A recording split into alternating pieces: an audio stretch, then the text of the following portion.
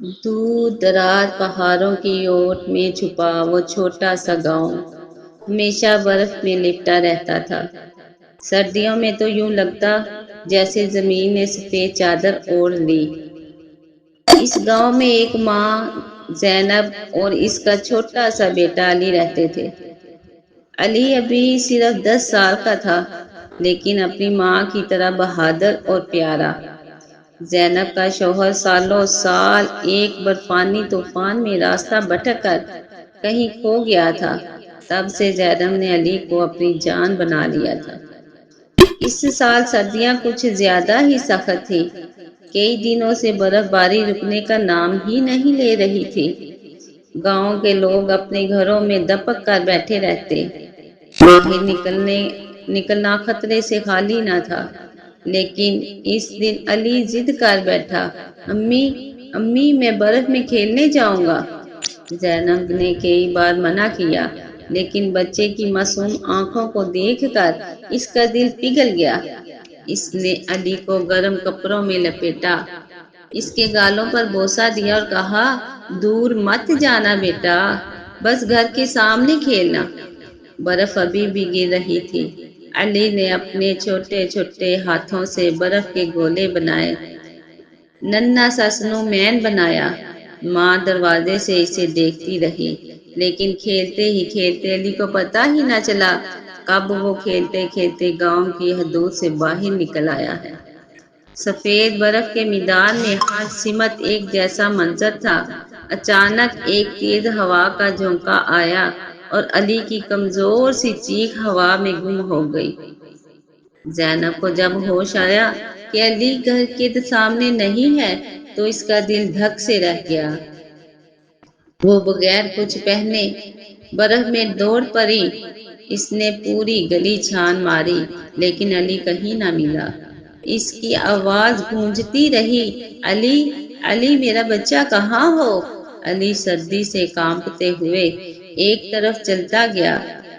کچھ دور اسے ایک دھندلی سی روشنی نظر آئی۔ وہ ڈرتے ڈرتے اس روشنی کے پیچھے چل دیا۔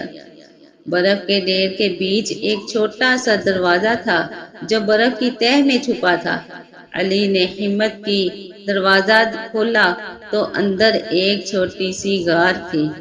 غار کے بیچوں بیچ ایک پرانا سا چراغ جل رہا تھا، جس کی زرد روشنی نے غار کو گرم کر رکھا تھا۔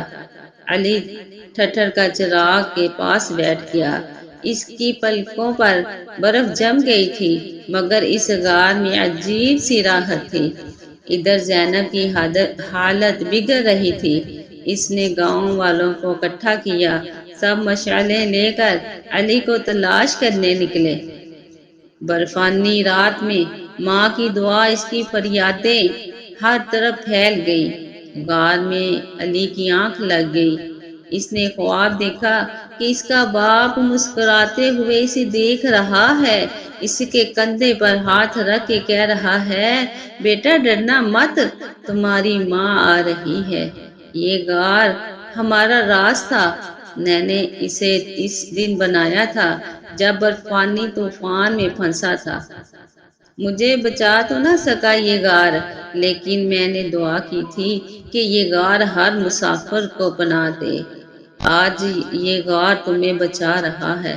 ادھر زینب کی چیخیں گونج رہی تھی۔ اچانک اس کی نظر برف میں ایک مدھم سی روشنی پر پڑی۔ وہ بے اختیار اس روشنی کی طرف لپکی۔ قریب جا کر اس نے دروازہ دیکھا۔ گاؤں کے کچھ مردوں نے برف ہٹائی۔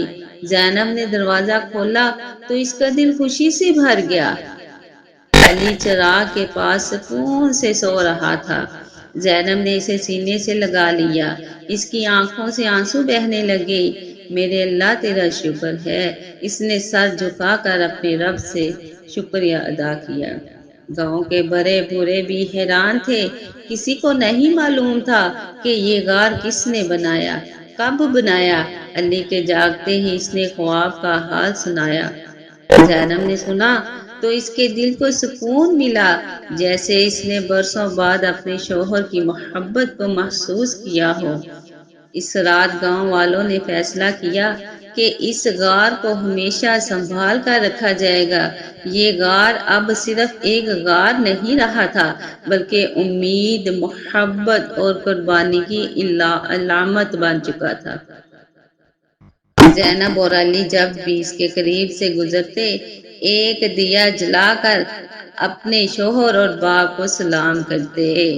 برفانی گاؤں میں آج بھی جب کبھی کوئی مسافر برفانی طوفان میں گر جاتا ہے تو اس غار کا چراغ جل اٹھتا ہے۔